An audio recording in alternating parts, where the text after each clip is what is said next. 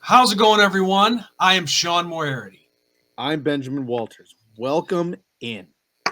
Yep, this is another edition of the Two Irish Brothers show. This is the national championship game post game. And you guys know the drill with all of our videos. Hit the subscribe tab in the bottom right hand corner and give us some love. Like or dislike the video, which helps the algorithm. And make sure you hit that bell icon so you're always updated of new material that we upload on this channel. So, first things first, Ben, what an unbelievable run, despite the fact that things didn't go in our favor Monday night. I mean, real quick, I got to give my hats off to Ohio State. They were the better team. Yeah, no, I mean, Ohio State deserves all the credit. They went through the gauntlet like us. You hosted, you played as many games possible.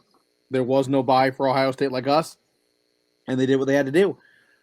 But what we did was pretty dang special too. We didn't win the championship, and that sounds like loser talk, but the amount of guys that were hurt, the amount of guys that were out, Riley Mills being gone, Benjamin Morrison being gone,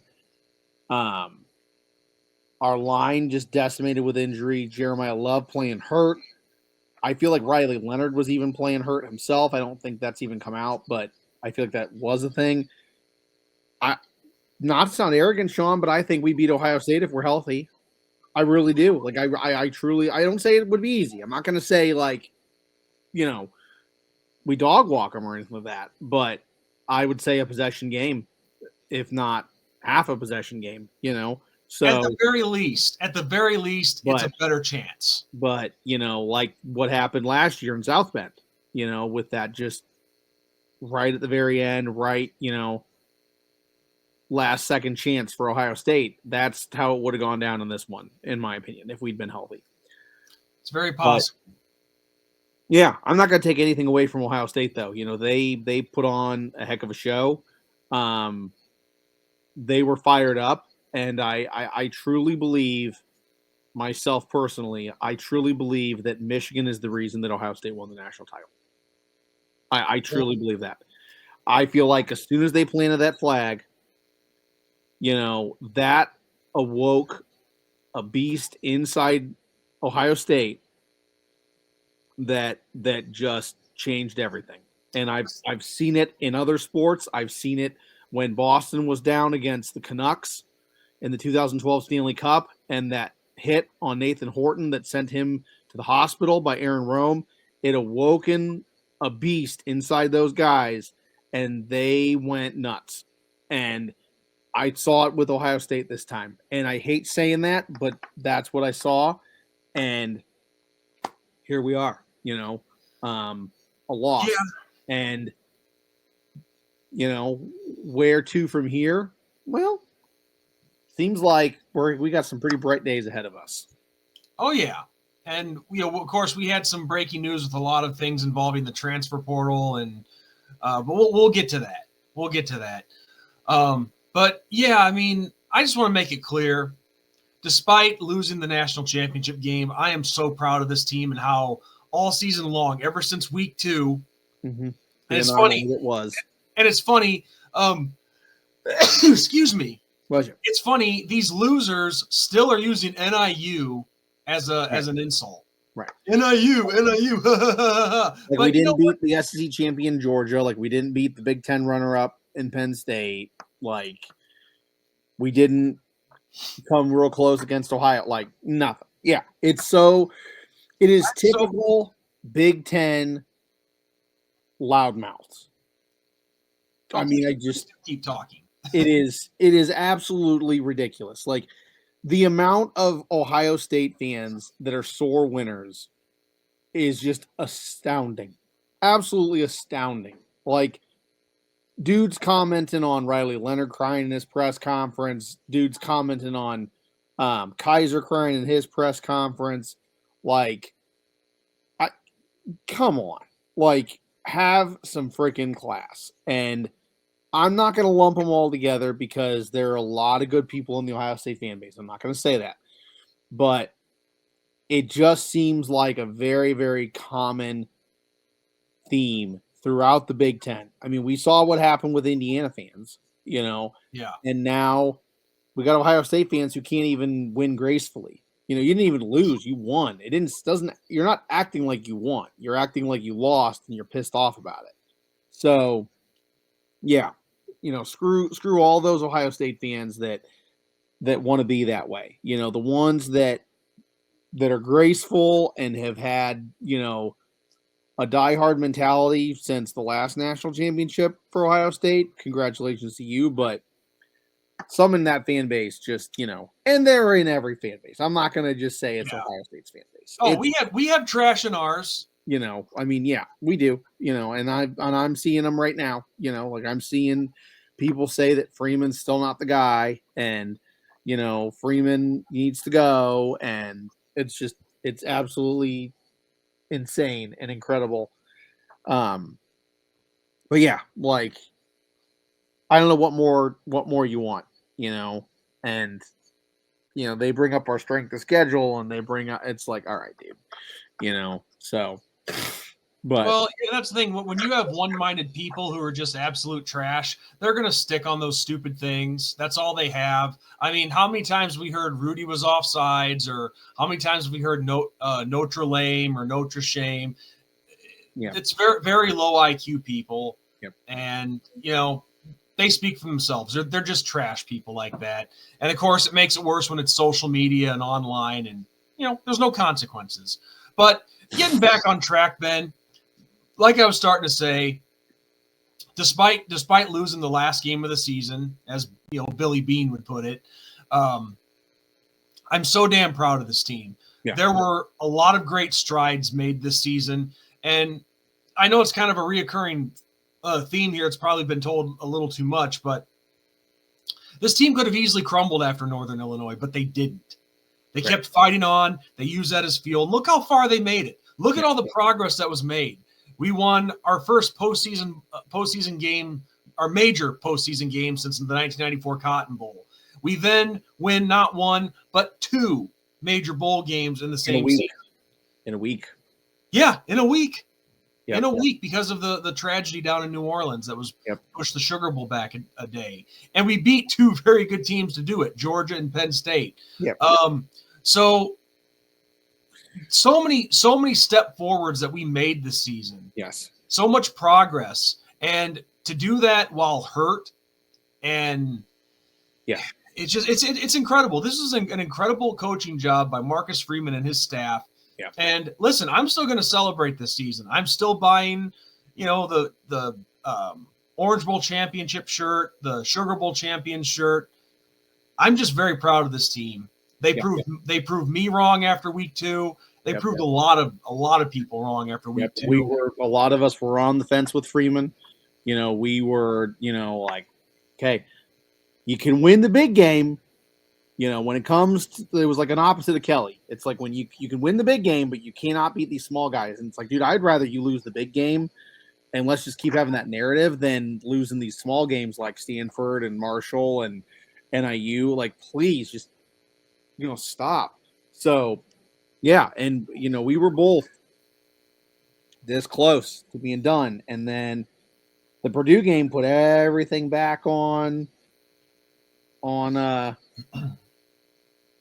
our radar, with that, what was it, 66-0 victory over Purdue, 66-3 or 66 or whatever it was. It's like, holy crap, so yeah, and then it was just upwards from there. So yeah, it was an absolutely incredible run that the Irish went on after some major adversity, and yeah, like we haven't seen this tough, this gritty, this swag of a team for Notre Dame in a long time. And that's the big thing here. And, it's super early and we're not even a week removed from the national championship. But, dude, like, we got a hell of a schedule next season. Yeah. And we got some teams that are going to be fun to watch. And the nice thing is that dude, if you win these games, you control your own destiny, no problem. And there will be nobody saying that you don't play anybody, because this Notre Dame schedule next year is complete opposite of this schedule this year. Well, you start We off the got year some at rough games coming up. well, and I don't want to look too far ahead because we obviously have the spring game coming up in April, and we still got to finish covering this game against Ohio State. But yeah, you start off the year against Miami, then you have your rematch with Texas A&M, who are going to be pissed off. You hit the road at Arkansas. Yep. You have Boise State coming to South Bend. So there's some teams on there, including your normal ones like USC. Purdue's going to be back. I think Pittsburgh is on there. Yep. I forget the actual the whole ACC slate, but there's still one more game they got to schedule too, and I'm not even sure if it's going to be Stanford. Right. A lot of people are saying it'll probably be Stanford, and it probably will be just because of our history with them. But yeah, I mean it's incredible, and what's crazy is, even with this national title, because it kind of goes hand in hand with the title, it's not something that you're worried about. Like, it's such a different feel for Notre Dame now. It's oh man, we're gonna play Georgia, or oh man, we're gonna play Clemson, or oh man, we're playing Ohio State. Now it's like, dude, we can beat these guys. Like, these guys are on the same level as us. So yeah, I'm excited. And this national championship showed a lot of poise and moxie by these guys. And let's be honest, like, could you imagine if we had Riley Leonard one more year? Or we had him his whole career. Like, could you imagine what this season would have been like if we had him his entire career? Like, it's just crazy to think about. It's so surreal to have these feelings, because we just haven't had them in so long as Notre Dame fans. We just haven't. We've come close. Like, we've come close. We had the 2000, what was that? 2011, 2010, 2011. 2012. Yeah, 2012. National championship against Alabama. But it didn't have the same feel as this one. Like, it did not. So, and the outcome definitely. But let's talk about the game itself. In my opinion, Ben, this came down to two key things. One, our injuries caught up with us because, our defense showed. Yeah. I mean, they were having a hard time with this Ohio State offense. Judson and Henderson ran where Riley Mills would have been every down. That's like, I mean, and what could have been, So, yeah. Yeah, it just Ohio State took advantage of it. And I'm not saying that they wouldn't have been tough anyway. Of course they would have been tough, but I'm just saying, hands down, the best offense that we had seen in the season, for sure. Oh, heck yeah. But also it just we just dug the hole too deep. Yeah. I mean, that second quarter got way out of hand. I don't know what happened after that first drive of the game, that first drive was beautiful. Drive down the field, kill almost 11 minutes off the clock. Yeah. 10 and a half, 11 minutes, something like that. It was a nice long drive. But then after that, we just seemed to stall. Yep. And by the time we made the adjustments in the fourth quarter, which that's another thing too, we still made this a game. Right. We still made it a one-score game at the end of the fourth quarter. But by that time, the hole was just dug too deep, and both sides of the ball get gassed, especially the defense, and that was all she wrote. And again, I'm not trying to take anything away from Ohio State by saying this. It's just they're facts. Yeah. They're facts. That's all there is to it. But even still, to make it a game, considering all that I'm still pretty impressed by that. Yes. Because it just shows that these guys, this team had a no. If we're going to go down, we're going down with a fight. Right. So I go back to saying that I'm proud of this team for everything. They could have easily quit in this game. They didn't. Yeah. I mean, it was bad for a while. We were getting completely dominated, but they made a push in the fourth quarter. Yeah. And they still had the fight left. So I'm proud of them. Yeah. So much. But it's just, we knew this Ohio State team was going to be tough to stop. And, you know, what more can you say? There's not much to say. I mean, you know, Ohio State, like we said, deserves all the credit in the world. You know, and they righted their ship too. Okay, I mean, this is an Ohio State team that you lose to Michigan the way you lost. So, you know, that could have ended everything right then and there. You know, yeah, you make the playoffs. Yeah, you know, you have a shot, but you know that could have been a roll over die situation, and they didn't. They, just like Notre Dame, they rose to the occasion. They used it as motivation. They were angry, you know, and they went on a run. And the nice thing is with this championship, this showed why the 12-team playoff is needed. Because neither one of these squads would have been in the 14 playoff. Let's just say that right now. And these two squads were the two best in the country. Yeah, and both showed. I don't care what anybody says, hands down. And both showed the fact that we have media members putting Notre Dame not second and Ohio State not first in a poll, the postseason poll and stuff, the final poll of the year, is absolutely ridiculous. I'm sorry.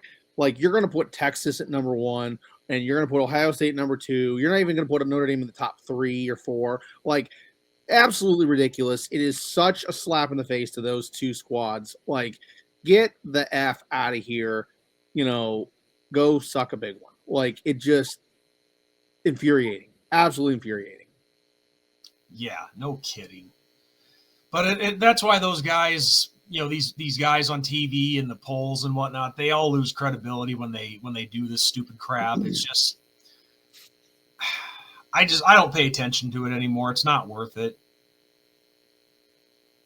But all I know is, I guess we could look at the stats all day long, but instead of just constantly focusing on the loss, let's focus on some of the good things we saw. There's a lot of things in this game that I don't understand.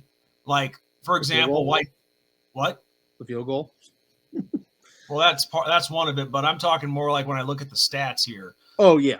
Like Jeremiah Love, 3 yards on 4 carries. Why is it that he was not more involved, I ask? And I guess the only thing I can think of is when you get down into a hole like Notre Dame dug in that second quarter, you know, you're going to start focusing more on the pass and getting downfield. That's the only thing I can think of. Well, and how hurt was Jeremiah Love? And that's what I was getting to. That's the biggest question, because like he said that he was told not to hurdle anybody in the Penn State game, and he said that I won't, and then he did. So, you know, how banged up was Jeremiah Love? We probably never will know. So yeah, and we just, you know, we have a great tandem in running back, but Jeremiah Love is special. Like, he's a once in a lifetime player, in my opinion. Oh, absolutely. Next year will be so special with him, as long as he stays healthy. So yeah. And you can also say the same thing about Jadarian Price too. Not because he was hurt, but because just, you know, your offense has to change when you make the adjustments when you get down by so much. Right. But don't kid yourself. There were a lot of, and I think that also falls into the inexperience for Freeman. You know, people forget that this is his 3rd year total as a head coach. This isn't, you know, 3rd year at Notre Dame. This is 3rd year total. So, yeah. You know, not trying to give him excuses, but there's a lot of inexperience there, you know, where, you know, Ryan Day and Franklin and Hupel, Tennessee, and Kirby Smart, you know, like these guys, they've been coaching a lot longer than Freeman. You know, they've experienced a lot more situations. They've been in a lot, you know, so it's a learning. It's a learning process. And I feel like this situation made Notre Dame way, way better for next year. Not only coaching staff, but with these players, because you think of all the youngsters that made impacts immediately, and dude, you're that more wiser, you're that more experienced, you've experienced the whole shebang. Now go win a championship. Well, and also, speaking of youngsters, I would have also liked to have seen Aeneas Williams in this game. Yeah. Which I'm surprised he didn't at least get an appearance, carry, or a catch, anything. So I think he could have made a difference. But you speaking of youngsters, another huge standout game for Jaden Greathouse. Yeah. Greathouse is going to be so special next year. Like, I mean, can you imagine what him and Jelly or him and Carr could do together? Like, oh, exactly. It's incredible. We're going to have whoever it is. I think it's good. I think the battle is going to come down to between Angeli and Carr, both of whom can throw the deep ball. Nothing against Riley, but you can't rely on him for the deep ball. We couldn't. Right. Not an accurate deep ball either.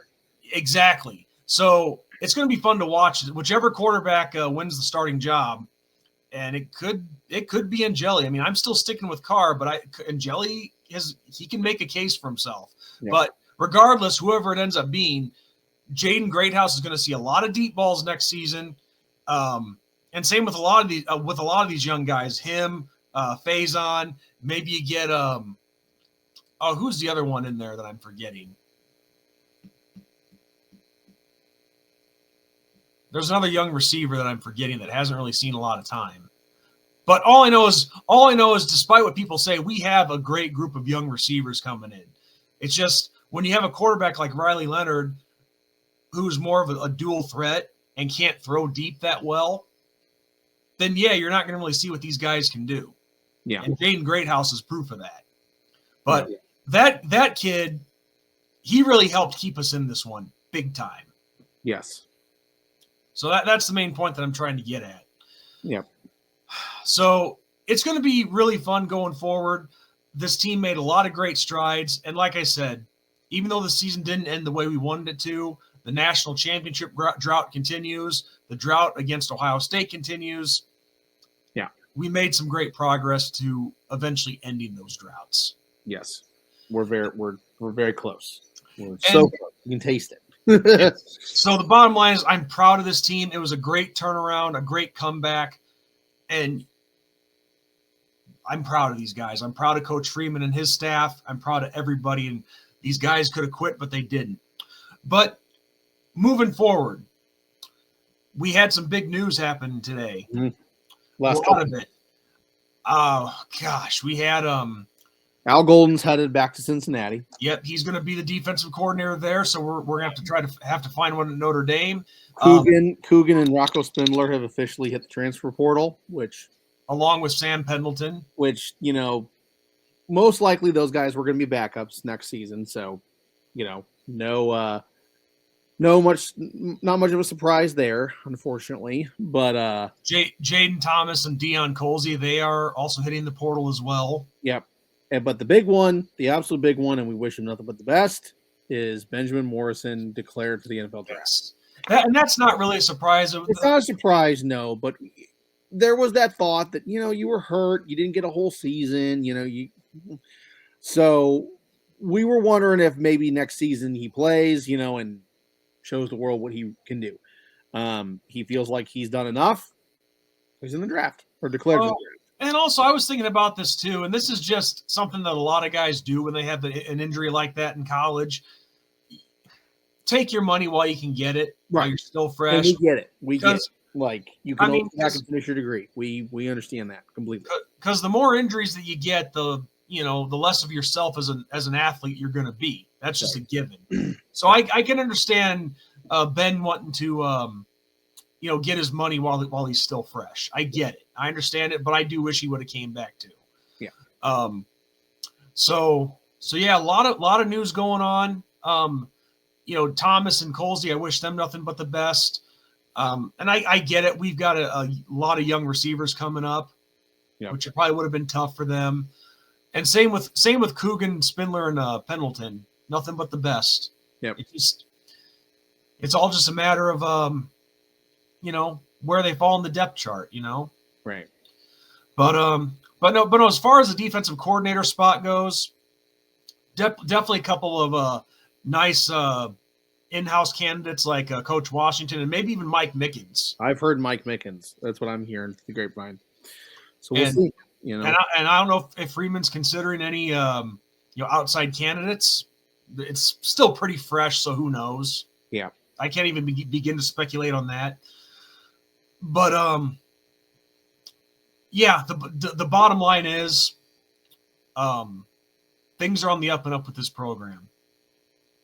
And like I said, I'm still celebrating this year. I'm still buying the shirts for the Orange Bowl and the Sugar Bowl wins, which really I've said for a long time now, if you can win one of those major bowl games, that is a big, big step in the right direction. Yep. We broke that drought. We ended that. Yep. Making up for lost time with technically 3 if you want to count Indiana. Right. But the thing is, they're not giving trophies for the first round win against Indiana. Right. So, but I like where this program is headed. And even, like I said, even in the national championship game against Ohio State, they made a push at the end to make it a 1-score game. Yeah. So they went down fighting. And this is where I'm really proud as a Notre Dame fan, even in defeat. Yeah. I'm still proud. Yep. So, well, and I'm not trying to make it sound like we're going away for the year, Ben. We're not. Since the season is officially over, in regards to that, XFL's coming. Yeah. Battlehawk football, baby. You mean the UFL? UFL, whatever it is these days, whatever the cool kids are calling it. But yeah, I don't know about it. I don't know about that, Ben. A lot of people on here don't really watch it too well when we cover that. Yeah, we'll see. Yeah. So if you guys watch the UFL and you want us to cover it, let us know. But as far as the season for Notre Dame, since it's officially over, I gotta say, dude, it's been a hell of a run. Just completed our 5th season. Yep. 2021. Yeah, our 5th season of doing this show. We're in the Irish. But like I said, we're not going away. There's going to be news. There's the spring game, and we'll figure out stuff to do on here. So we're not going anywhere. Stay tuned. And anybody has any suggestions or ideas, let us know in the comments. Yep, we're all ears. But yeah, so I think this is a good place to end the post game. Again, we can't thank all of you guys who follow us and support us, and we really appreciate it. Yep. And we're grateful to have all of you guys who watch us. So, where be? So with that said, Ben, unless you have anything else you want to end with, this was a tremendous season, and I sure as hell can't wait for 2025. Same here. So, on that note, everyone, I'm Sean Moriarty. I'm Benjamin Walters. And thank you all again for another great season of Notre Dame football. And we will catch you guys in the next video and on whatever that happens to be about. So as we always say, every video, good night, God bless, and go Irish. Go Irish.